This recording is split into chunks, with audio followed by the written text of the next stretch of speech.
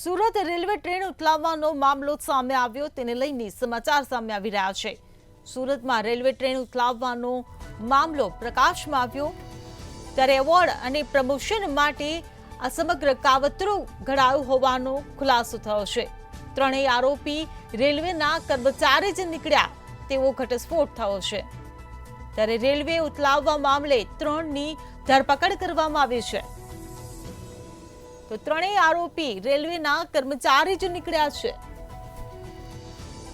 ત્યારે સુરતમાંથી જે ઘટના સામે આવી હતી, રેલવે ટ્રેન ઉથલાવવાનો પ્રયાસનો જે મામલો સામે આવ્યો હતો, તેને લઈને આરોપીઓની ધરપકડ કરાઈ છે। એવોર્ડ અને પ્રમોશન માટે આ સમગ્ર કાવતરું રચ્યું હોવાનો ખુલાસો થયો છે।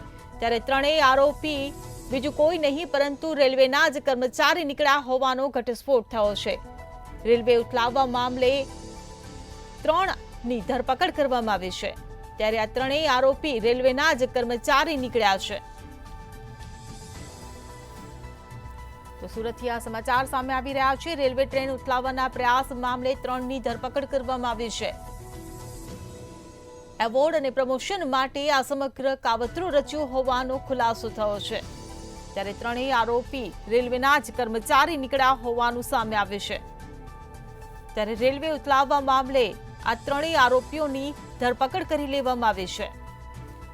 ત્રણેય આરોપી રેલવેના જ કર્મચારી હોવાનું સામે આવ્યું। સંવાદદાતા રાબિયા આપણી સાથે ફોન લાઈન પર જોડાઈ ગયા છે। જે રાબિયા, સુરતમાં જે ટ્રેન ઉથલાવવાના પ્રયાસનો મામલો સામે આવ્યો હતો, તેમાં 3ની ધરપકડ કરાઈ છે અને ત્રણેય રેલવેના જ કર્મચારી નીકળ્યા છે, શું કહેશો? ખાસ કહી શકાય છે અત્યારે સુરત ખાતે એસપી દ્વારા જે માહિતી આપવામાં આવી રહી છે, 21મી સપ્ટેમ્બર 2024ના રોજ સવારે 5 વાગ્યાની આ ઘટના સામે આવી રહી હતી, જેના કેટલાક ફોટો અને વિડીયો જે છે જૂના કર્મચારીઓના મોબાઈલમાં નીકળી આવ્યા હતા, જેને લઈને ક્યાંક શંકા પણ ગઈ હતી। આખી જે ફિશ પ્લેટ છે, 71 જેટલી ફિશ પ્લેટ હટાવવામાં, 71 જેટલી જે પેડલોક જે પ્લેટ છે એ હટાવવામાં આવી હતી। ત્યારે ખાસ કરીને જે ફિશ પ્લેટ છે એ ડાઉનથી અપ કરવામાં આવી હતી। સમગ્ર ઘટનાની શંકા જ્યારે પોલીસને થઈ હતી ત્યારે ચેકિંગ હાથ ધરાયું હતું। ત્યારે ચેકિંગના ધોરણે જે છે આ 3 કર્મીઓ જે જૂના હતા એમના દ્વારા જે હલકી પ્રસિદ્ધિ કહી શકાય, પોતાને ઇનામ મેળવવાની લાલચે આ કૃત્ય આચર્યું હોવાનું પણ ત્યાં તે લોકોએ પોલીસની પૂછપરછમાં જે છે કબૂલાત કરી છે। ત્યારે આ ઘટનાની અંદર પોલીસ દ્વારા કામરેજ, એલસીબી, એસઓજી સહિત 16 જેટલી ટીમો બનાવીને તપાસ કરવામાં આવી હતી। જી રાબિયા, સમગ્ર માહિતી બદલ આભાર।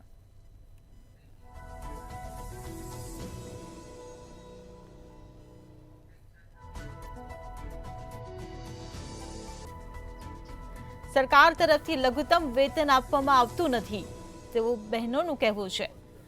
ત્યારે NRHM દ્વારા પગાર ભથ્થા મળે તે માટે રજૂઆત કરી।